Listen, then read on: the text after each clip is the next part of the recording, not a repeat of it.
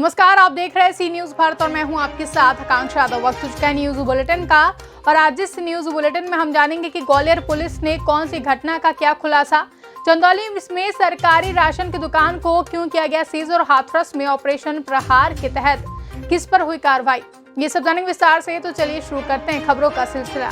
खबर चंदौली से है, जहां इलिया कस्बा स्थित सरकारी राशन की दुकान को आपूर्ति निरीक्षक ममता सिंह द्वारा सीज कर दिया गया। जानकारी के अनुसार ग्रामीणों द्वारा सूचना मिली कि दुकान बंद है और प्रायः बंद रहती है। उक्त सूचना के आधार पर आपूर्ति निरीक्षक ममता सिंह सरकारी राशन की दुकान नंबर 2 पर पहुंचे। उन्होंने वहां दुकान बंद पाई। दुकान के डैशबोर्ड पर पात्र, गृहस्थी व अंत्योदय कार्ड का संख्या भी अंकित नहीं था। वहीं उनके द्वारा दुकानदार सावित्री देवी से संपर्क साधने की कोशिश की गई, लेकिन उनसे संपर्क नहीं हो पाया, जिसके बाद उन्होंने दुकान सीज कर दी है।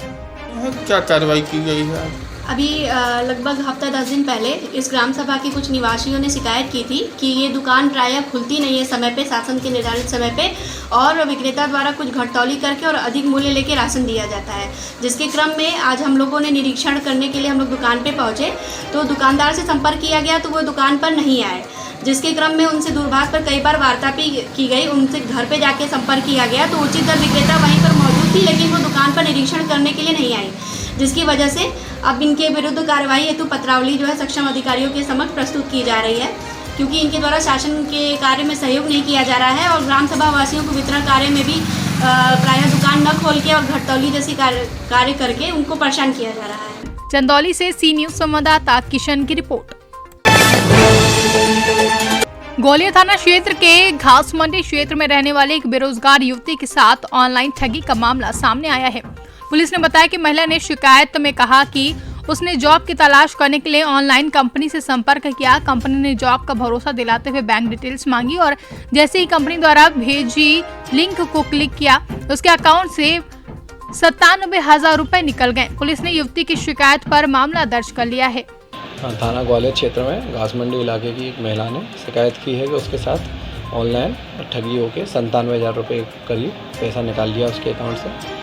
महिला का कहना है कि उसने एटलस वेंचर्स नाम की एक ऑनलाइन कंपनी से संपर्क किया और जॉब की तलाश में उससे बातचीत की, अकाउंट डिटेल शेयर की। अकाउंट डिटेल शेयर करने के बाद अचानक दोपहर में उसके अकाउंट से पैसे कट गए, जो उसने अनाधिकृत रूप से ये ट्रांजैक्शन होना बताया। पुलिस तस्दीक कर रही है, बैंक से जानकारी निकाल रही है। ग्वालियर से सी न्यूज संवाददाता किशन की रिपोर्ट।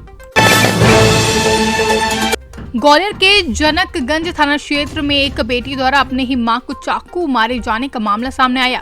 पूर्व में नाबालिग बेटी की मां ने नाबालिग आरोपी बेटी को बचाने के लिए अपनी देवरानी पर आरोप लगाया था। दरअसल ग्वालियर जनकगंज में रहने वाली एक 13 वर्षीय नाबालिग ने अपनी ही मां को चाकू मारकर घायल कर दिया। पुलिस के मुताबिक लड़की की मां उसे दोस्त से फोन करने पर मना करती थी। इससे गुस्सा होकर नाबालिग ने सोती हुई मां को चाकू मार दिया, लेकिन मां की ममता अनोखी होती है। मां ने अपनी बेटी को बचाने की खातिर अपनी देवरानी पर आरोप लगा दिया। बाद में पुलिस की तफ्तीश में मामले का खुलासा हुआ तो बेटी ने अपना जुल्म कबूल कर लिया है। गौरतलब है कि कुछ माह पूर्व धाटीपुर थाना क्षेत्र में एक नाबालिग बेटी ने अपनी प्रेम कहानी में आड़े आने वाले पिता को अपने बॉयफ्रेंड से गोली मारकर हत्या करवा दी थी। दरअसल समाज में इस तरह के मामले आना एक खतरनाक संकेत है। वहीं पुलिस ने नाबालिग आरोपी लड़की को बालिका गृह भेज दिया है। एक महिला को चाकू लगा था, उनने अपनी देवरानी के नाम रिपोर्ट की थी कि साहब देवरानी ने मेरे चाकू मार दिया है। उस पर से मुकदमा देवरानी के खिलाफ कायम हुआ था, लेकिन जब तफ्तीश की गई तो उनकी नाबालिग बच्ची ने उनको चाकू मारा था। सोते हुए पैर बांध के उनको चाकू मार दिया था। नाबालिग बच्ची थी। माँ कहती थी बाहर फालतू बेटा क्यों जा रही हो, तो उस पर नाराज़ होकर उसने चाकू मार दिया था। उसकी आज अरेस्ट कर दी है। नाबालिग बच्ची है। फोन पर बात करने को लेकर कोई विवाद हुआ? हाँ, वो डांटती थी। माँ बाप का फर्ज है समझाने का, बच्चों को समझाते हैं तो बच्चे हैं ना समझ नाबालिग का मामला सामने आया? नहीं, ऐसी जानकारी नहीं। ग्वालियर से सी न्यूज संवाददाता किशन की रिपोर्ट। ग्वालियर में एक बार फिर एटीएम बदलकर पैसे निकालने का मामला सामने आया। जानकारी के मुताबिक 4 शहर का नाका क्षेत्र में रहने वाली एक महिला ने ग्वालियर थाने पहुंचकर शिकायत दर्ज कराई कि उसका बेटा एटीएम पर पैसे निकालने गया था। तभी मोटरसाइकिल पर 2 लड़के आए और एटीएम बदलकर पैसे निकाल कर ले गए। पुलिस ने मामला दर्ज कर लिया है। पुलिस सीसीटीवी फुटेज खंगाल रही है। ये गिरती है ठगी का मामला, क्या पूरा मामला है? चंद्रनगर इलाके की थाना ग्वालियर में 4 शहर का नाका इलाका है। वहाँ पर एक महिला ने शिकायत की है कि उसके बेटा जब एटीएम पे पैसे निकालने के गया था तो 2 अज्ञात लड़कों ने एटीएम बदलकर ठगी कर ली है, पैसे निकाले हैं। पुलिस ने प्रथम दृष्टया मामला पंजीबद्ध कर लिया, बैंक से जानकारी निकाल रहे हैं कौन लड़के थे। उन्होंने बताया कि बच्चे पल्सर से आए हुए थे। हम सीसीटीवी फुटेज दिखवा रहे हैं, कौन व्यक्ति थे उनकी पहचान करके कार्रवाई करें। ग्वालियर से सी न्यूज संवाददाता किशन की रिपोर्ट। हाथरस जिले की सादाबाद तहसील के निकट गांव बारौस के पुलिस अधीक्षक हाथरस विनीत जायसवाल द्वारा अवैध मादक पदार्थों की बरामदगी एवं तस्करी के विरुद्ध चलाए जा रहे अभियान ऑपरेशन प्रहार के क्रम में अपर पुलिस अधीक्षक हाथरस के निर्देश एवं क्षेत्राधिकारी सादाबाद के कुशल पर्यवेक्षण में एसओजी टीम व थाना सादाबाद पुलिस की संयुक्त कार्रवाई में मुखबिर की सटीक सूचना पर गांव बरोस के पास आगरा हाथरस राष्ट्रीय राजमार्ग पर चेकिंग के दौरान टाटा ट्रक में छिपाकर मादक पदार्थ गांजा की तस्करी करते हुए 7 अभियुक्तों को गिरफ्तार करने में सफलता हासिल की गई है। जनपद हाथरस के थाना सादाबाद पुलिस तथा एसओजी टीम की संयुक्त कार्रवाई में छापेमारी के दौरान अवैध गांजे की तस्करी करते हुए 7 शातिर बदमाश गिरफ्तार हुए हैं।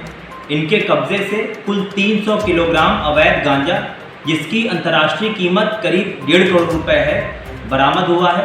इसके अतिरिक्त तस्करी में प्रयुक्त टाटा ट्रक भी इनके कब्जे से बरामद किया गया है।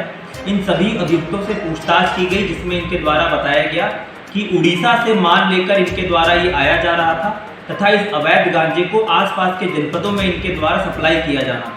इन सभी अभियुक्तों से विस्तृत पूछताछ की जा रही है तथा इन सभी 7 अभियुक्तों के विरुद्ध थाना सादाबाद पुलिस द्वारा आवश्यक वैधानिक कार्रवाई की जा रही है। हाथरस से सी न्यूज संवाददाता प्रशांत अग्रवाल की रिपोर्ट। फतेहपुर के बेलहरा मार्ग पर साई डिग्री कॉलेज के सामने तेज रफ्तार ट्रक ने बाइक सवार युवक को जोरदार टक्कर मार दी, जहां हादसे में लच्छीपुर बेलहरा निवासी पूर्व प्रधान सलीम के बेटे साहिल उर्फ गोलू की दर्दनाक मौत हो गई। फतेहपुर बेलहरा मार्ग पर तेज रफ्तार ट्रक ने बाइक सवार को सामने से टक्कर मारी है, जिसकी मौके पर ही मौत हो गई। बाराबंकी से सी न्यूज संवाददाता मोहम्मद गुफरान की रिपोर्ट। उत्तर प्रदेश के जनपद हापुड़ के थाना गढ़मुक्तेश्वर क्षेत्र में प्रधानमंत्री मत्स्य संपदा योजना के अंतर्गत राष्ट्रीय मत्स्यिकी विकास बोर्ड हैदराबाद द्वारा वित्त पोषित रिवर रैचिंग राष्ट्रीय कार्यक्रम का उद्घाटन किया गया, जिसमें मुख्य अतिथि पुरुषोत्तम रूपाला, केंद्रीय मंत्री मत्स्य पशुपालन एवं डेयरी आए हैं। वहीं भारत सरकार के द्वारा हापुड़ बुलंदशहर को मछली पालन करने वाले 9 व्यापारियों को प्रमाण पत्र दिए गए, जिसके बाद गंगा के मध्य से जाकर जीवित मछलियों को छोड़ा गया तथा गंगा मां के जयकारे भी लगाए गए। इस मौके पर मत्स्य अतिथि doctor Sanjeev Baliyan, doctor L Murugan समेत कई लोग उपस्थित रहे। हापुड़ से सी न्यूज संवाददाता रुस्तम सिंह की रिपोर्ट। ड्राइविंग करते वक्त दिल दहला देने वाली या जर्जर सड़कों की तस्वीरें हैं। दिल्ली जयपुर मार्ग स्थित शाहजहांपुर बॉर्डर से जिला रेवाड़ी के गांव सुलखा नौचाना होकर होते हुए दिल्ली जाने के लिए यहां मार्ग पूरी तरीके से जर्जर हो जाने के कारण रोज हादसे हो रहे हैं। लेकिन सुने कौन इन वाहन चालकों की, क्योंकि बिना कान और बिना आंखों वाली सरकार को आखिर कैसे दिखेंगी मौत की ये सड़कें। मानसी कहाँ से आ रहे हैं, कहाँ जा रहे हैं? अजमेर से आया हूँ और पानीपत जा रहा हूँ। अब आप नैचाना रोड से जा रहे हैं, क्या कारण है कि आप हाईवे छोड़कर इधर से जा रहे हैं? सब क्या करें, वो किसानों का चक्कर में हम क्या करें, इधर खाड़े में चल रहे हैं हम। और गाड़ी में कभी तो पत्ता टूटता है, कभी टायर फंसता है। हाँ, कैसे हालात हैं रोड के? बहुत खराब हालत। कितना समय लगता है तुम्हें ये रोड क्रॉस करने में? पूरा एक दिन बर्बाद हो गया। पूरा दिन बर्बाद हो जाता है, गाड़ी का भी नुकसान हो रहा है। तो जो आंदोलनकारी बीच में बैठे हैं, क्या उनके कारण से आप इधर से आ रहे हैं? हाँ जी। कहाँ से कहाँ जा रहे हैं? जा रहे हैं। ये रोड के हालात हैं, क्या हालात हैं, कितनी देर में सफर तय होता है? ऐसा हालात इतने खराब है देखो जाम देखो पूरा। और सुबह यहाँ के हम सुबह 4:30 बजे लगे। रोड को देखते हुए किस प्रकार का खतरा महसूस करते हैं कि आप जब गाड़ी चलाते हैं तो? खतरा यही है, गाड़ी हमारी पलट भी सकती है, गड्ढे हो रहे हैं, सारा खराब है। सुबह के भूखे भी ड्राइवर है, बहुत सारे बंदे। क्या अपील करेंगे सरकार से? सरकार से तो क्या करेंगे, रोड बनना चाहिए। रोड क्या पहले तो जाम खुलना चाहिए, जाम को बना दे। रोड से इस रोड पर क्या जाएगा, ये बड़ी बात है। सबसे पहले वो जाम खुलना, इसी से हो जाएगा ना हम लोग। किशन कुमार कहाँ से कहाँ जा रहे हैं आप? गुजरात से देवाड़ी है। अच्छा, तो आप हाईवे है 48 नंबर, वहाँ से क्यों नहीं जा रहे? वो लोग काश्तकार खड़े हैं, बंद कर रहे हैं रोड। किस कारण से बंद है? वो तक क्या पता। किसान बैठे हैं, आंदोलनकारी बैठे हैं, तो अब आप नचाना होके जा रहे हैं। क्या हालात है इस मार्ग ये के? तो पूरा टूट रहा है, कभी भी गाड़ी पलट सकती है। कितना समय लगता है तुम्हें इस रोड को पार करते हो? मेरे को 8 बजे पैसे थे जाम के अंदर, 12 बजे टूटने लगे। ये रोड पार नहीं कर पा रहे हैं। रोड नहीं है। नुकसान किस तरीके का होता है? नुकसान तो कभी भी गाड़ी पलट सकती है। सुबीर जी, आपकी दुकान है, सूखा मोड़ है, यहाँ पर काफ़ी ट्रैफिक है, देख रहे हैं सड़कों के हालात खराब है, क्या कहें? 1.5 साल कोरोना ने मार के 9 महीने ट्रैफिक ने मार दिया, पूरा हाल हो गया हमारे। 2 आदमियों की गाड़ी निकालनी मुश्किल हो रही है। बच्चों की रोजी रोटी सारा काम बढ़िया याद चल रहा था, भूखे मरने का काम हो रहा है। क्या कारण है कि प्रशासन खुद नहीं ले रहा?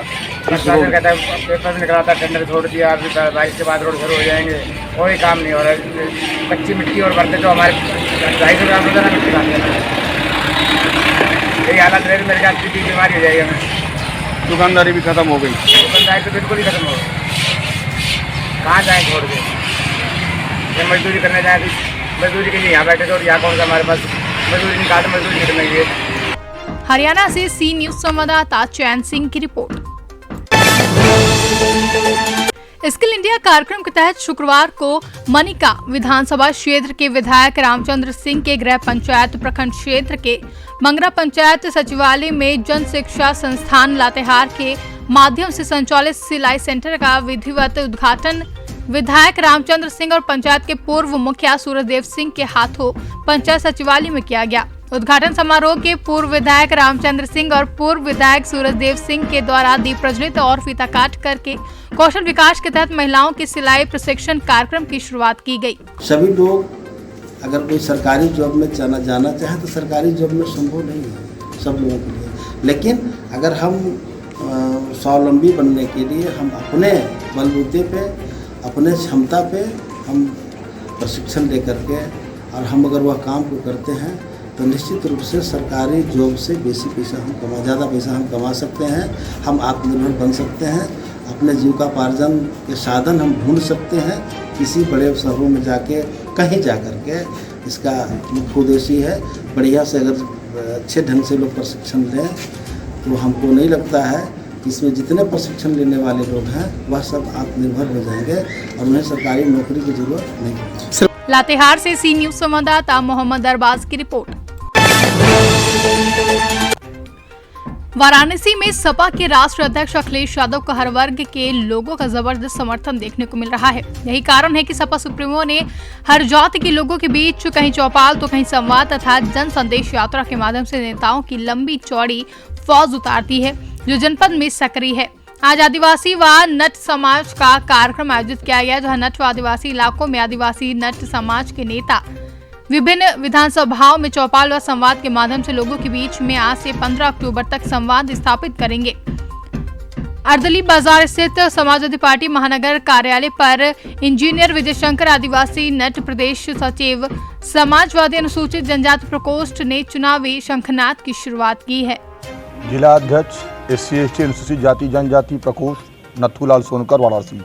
आज वाराणसी के जिला महानगर कार्यालय अर्दली बाजार में हमारे राष्ट्रीय अध्यक्ष माननीय अखिलेश यादव जी के आह्वान पर आज 7 तारीख से 15 तारीख तक नट समाज में संवाद कार्यक्रम शुरू है, जिसमें हमारे आज आगमन हुआ है हमारे बनारस में प्रदेश सचिव माननीय इंजीनियर विजय शंकर नट जी का, जो प्रोग्राम हम लोग का 15 दिन तक चलेगा। मेरा नाम है इंजीनियर विजय शंकर नट। मैं अखिल भारतीय आदिवासी 12 बंजारा नट समाज के राष्ट्रीय अध्यक्ष और प्रदेश सचिव ST/SC प्रकोष्ठ के समाजवादी पार्टी। इस प्रकार का फिर यहाँ पर हम लोग इसलिए चल रहे हैं, माननीय राष्ट्रीय अध्यक्ष श्री अखिलेश यादव जी ने दबे कुचले शोषित लोगों को आगे बढ़ाने के लिए, और हम लोग ये चाहते हैं कि 2022 में माननीय अखिलेश जी को मुख्यमंत्री बनाने का। क्या लगता है जिस तरीके से अब वो दिन दूर नहीं है, 2022 में माननीय अखिलेश जी मुख्यमंत्री की कुर्सी पर बैठ रहे हैं। वाराणसी से सी न्यूज संवाददाता आशीष सिंह की रिपोर्ट। बरेली में गरीबों के लिए फरिश्ता बन रहे डॉक्टर जीराज यादव आज 126 विधानसभा आंवला की ग्राम पंचायत रामपुरा भूपत नगर में एक सभा को संबोधित कर रहे थे और ग्रामीणों को हर संभव मदद देने का वादा किया है। इस क्रम में वहां के धीरेन्द्र यादव, कल्लू खान साहब, फारूक भाई, अली हसन, इन सभी साथियों ने आमंत्रित किया, जहां मालो देवी जिनके पति चोखेलाल लोधी की कुछ दिनों पहले मृत्यु हो चुकी है, गांव वालों ने उनके द्वारा अस्पताल की तरफ से 10,000 धनराशि दिलवाकर मदद का कार्य किया है। साथियों, 4 दिन पहले मेरे पास यहाँ के धीरेन्द्र यादव, गौटिया से कुछ साथी और यहाँ के हमारे एक खां साहब, कल्लू खां साहब और साबिर भाई मेरे पास गए थे। उन्होंने इन महिलाओं के बारे में भी हमें बताया कि हमारे यहाँ ऐसी घटना हो गई है। गौटिया से इंद्रपाल यादव जी ने हमें बताया था। कल अचानक ही इन्होंने कहा हमारे गांव में एक डॉक्टर साहब मीटिंग रखो। हम यहां पर रामपुरा भूपत नगर में आए हुए हैं। यहाँ इस गांव के लोग काफ़ी भले लोग हैं, पहले से हम जानते हैं। और यहाँ आकर के जब हमने देखा तो हमें पता लगा कि इस गांव में एक मालो देवी नाम की रहती हैं, उनके पति पीलिया से ख़त्म हो गए थे। बेचारी का मकान भी बना हुआ नहीं है। और हमारे प्रदेश के मुखिया, युवाओं के हृदय सम्राट, विकास पुरुष उत्तर प्रदेश के माननीय अखिलेश भैया ने 4-5 महीने पहले ये कह दिया था कि मेरे कार्यकर्ता जाएं। कोरोना से जनता बुरी तरह से पिछड़ गई है, लोगों के हालचाल पूछें। साथियों, मैं उन्हीं माननीय अखिलेश भैया के आह्वान पर कई गांवों में जाकर लोगों की मदद कर रहा हूं। और इस बार अभी रामपुरा भूपत नगर में आया। इस मालों के बारे में सभी ने बताया, इनके पति मर चुके हैं, इनके हालात बड़ा गरीबी से गुजर रहे हैं। हमने अस्पताल की तरफ से इन्हें छोटी सी धनराशि, अभी कुछ नहीं दिया, 10,000 रुपये की मदद की है। लेकिन साथियों, हम इन्हें ये वादा करते हैं कि माननीय अखिलेश भैया ने मुझ पर भरोसा किया, मुझे यहाँ से टिकट दिया और आप सब जनता ने MLA बना दिया। तो पहली बात तो प्रधान जी से कह करके इस गांव के अधिक से अधिक जितने मकान हैं हम सब बनवाने का काम करेंगे। और इस मालो देवी का मकान हम आपके सामने कह करके जा रहे हैं कि MLA बनने के बाद अगर सरकारी आवास नहीं मिलता है तो हम अपने हॉस्पिटल से इन्हें आवास बनवाने का काम करेंगे। बरेली से सी न्यूज संवाददाता कुणाल आर्य सोना की रिपोर्ट। बड़ी खबर जनपद हमीरपुर से है, जहां युवती ने गांव के युवक पर बलात्कार करने का आरोप लगाया है। जहां युवती को शादी का झांसा देकर 5 माह पहले युवक लखनऊ मुंबई भगा कर ले गया था। पिता द्वारा तहरीर देने के बाद पुलिस लगातार युवती की खोज कर रही थी, जहां युवती को पुलिस ने बरामद किया और तहरीर के आधार पर 3 नामजद और 2 अज्ञात लोगों पर मुकदमा दर्ज कर लिया है। 23 मई 21 को एक पिता द्वारा अपनी पुत्री की गुमशुदगी अंकित कराई गई। इस संबंध में ज्ञात हुआ कि वो लड़की किसी के साथ मुंबई में रह रही है। वहाँ से पुलिस उसको अपने साथ ले आई और उसके द्वारा बताया गया कि उसको शादी का झांसा दे करके और उसे लखनऊ, गुजरात और कानपुर में टहलाते रहे। इस संबंध में पीड़ित परिवार के तहरीर के आधार पर दोषी के खिलाफ अभियोग पंजीकृत कर दिया गया है। जांच की जा रही है। जो भी तथ्य आएंगे तदनुसार वैधानिक कार्रवाई की जाएगी। हमीरपुर से सी न्यूज संवाददाता राम सिंह राजपूत की रिपोर्ट। पिछले 12 दिनों से रेवाड़ी के गंगा यचा टोल प्लाजा पर कृषि कानूनों के विरोध में बैठे किसान मोर्चा के किसानों और किसान नेताओं के सब्र का बांध अब टूटता नजर आ रहा है। किसान नेता महावीर पहलवान ने लखीमपुर कांड में मीडिया कर्मी सहित 10 लोगों की मौत दुर्भाग्यपूर्ण बताया और कहा कि सांसद दीपेंद्र हुड्डा को अवैध रूप से लखीमपुर जाने से रोकना और भी दुर्भाग्यपूर्ण है। मेरा नाम टाइगर जोगिंदर सिंह है। मैं गंगा जाति गाँव से ही हूँ और इस टोल फ्री जो मोर्चा बनाया है उसका मैं अध्यक्ष हूँ। हमारी लड़ाई खाली कानूनों से नहीं है, जो ये 3 काले कानून है। हमारी लड़ाई है देश बचाने की। हम किसान निकला है देश बचाने के लिए। ये 3 कानून से शुरुआत हुई थी हमारे आंदोलन की, लेकिन जब लोगों को पता चला कि ये पूरा देश ही सरमाएदारों के हाथों में जा रहा है, तब जागृति आई है। और ये जागृति हमारे अहिरवाल में बहुत लेट आई, लेकिन अब इतनी ज़बरदस्त भड़केगी ये अहिरवाल में कि मिसाल होगा ये इतिहास में कि अहिरवाल में अभी है वीर बाकी हैं। तो मैं हम शब्दों में कहते हुए कि अब हमारी लड़ाई आर पार की है और सरकार को झुका के रहेंगे। सर, बड़ी दुर्भाग्य बात है जो कि लखीमपुर में ये हादसा होया, इसमें मीडिया 10 किसानों के साथ एक मीडिया भी शहीद हुआ है। और वहाँ हमारा सांसद दीपेंद्र हुड्डा जो 3 बार सांसद बन चुके और 1 बार राज्यसभा सांसद हैं, जो कि उत्तर प्रदेश सरकार को पता था ये भूपेंद्र हुड्डा के लड़के हैं, फिर भी उन्होंने जाने से रोक लिया और बिना ही कारण 36 घंटे अरेस्ट रखा। इसका सरकार को जवाब देना पड़ेगा। और दूसरी बात ये है कि हमारा किसानों की बात आती है तो मेन चीज़ होती है, पहले तो सरकार ने ये कहा था कि MSP से नीचे, हमारा एक दुष्यंत चौटाला है उप मुख्यमंत्री, उसने एक भाषण में कहा था MSP से नीचे यदि बाजरा या कोई भी फसल बिकती है तो हमारा इस्तीफा हमारी जेब में है। हम दुष्यंत चौटाला से पूछना चाहते हैं कि आपका इस्तीफा फिलहाल कहाँ है। और एक हमारा विधायक लक्ष्मण यादव,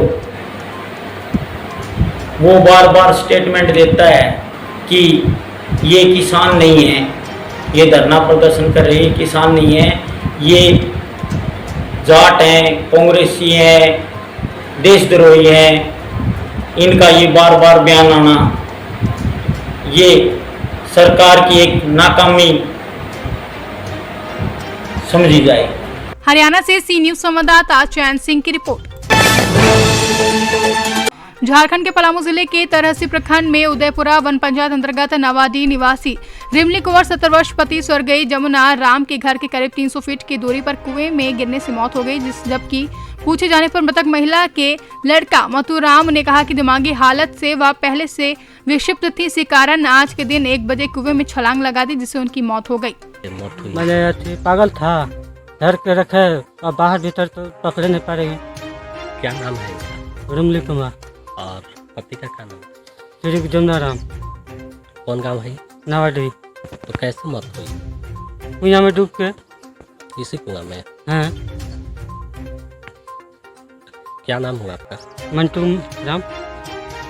तो मतलब आपको लगता है कि दिमागी हालत में कमजोर थे? हाँ, कमजोर था। झारखंड से सी न्यूज संवाददाता सत्येंद्र कुमार विश्वकर्मा की रिपोर्ट। संतकबीरनगर पुलिस अधीक्षक डॉक्टर कौस्तुभ द्वारा धनघटा पुलिस के खिलाफ सख्त कार्रवाई की गई। धनघटा कस्बे में शराब व्यवसाय के साथ धनघटा पुलिस द्वारा अभद्रता की गई थी, जहां अभद्रता के घटना को लेकर सीओ द्वारा जानकारी दिए जाने पर पुलिस अधीक्षक संतकबीरनगर द्वारा धनघटा थाने के 2 सिपाहियों व 1 दरोगा को तत्काल प्रभाव से निलंबित कर दिया गया। थाना धनघटा अंतर्गत शराफा व्यापारी के साथ पुलिस के दुर्व्यवहार की शिकायत पर क्षेत्राधिकारी धनघटा से प्राप्त रिपोर्ट के आधार पर थानाध्यक्ष तथा 2 अन्य पुलिसकर्मियों को निलंबित किया गया है तथा वहां पर नए थानाध्यक्ष की नियुक्ति की गई है। पीड़ित पक्ष के स्वास्थ्य में अभी काफ़ी सुधार है तथा वो मेडिकल कॉलेज से डिस्चार्ज होकर अपने आवास पर आ गए हैं। वहां पर मेरे तथा पुलिस महानिरीक्षक द्वारा उनसे मिलकर उनका पक्ष जाना गया है तथा सभी दोषी पुलिसकर्मियों के विरुद्ध कार्रवाई प्रचलित कर दी गई। संतकबीरनगर से सी न्यूज संवाददाता मोहम्मद नईम की रिपोर्ट। फिलहाल के लिए बुलेटिन में बस इतना ही। देश और दुनिया की तमाम बड़ी खबरों के लिए बने रहे सी न्यूज भारत के साथ। हर खबर आपके साथ, आपके हाथ।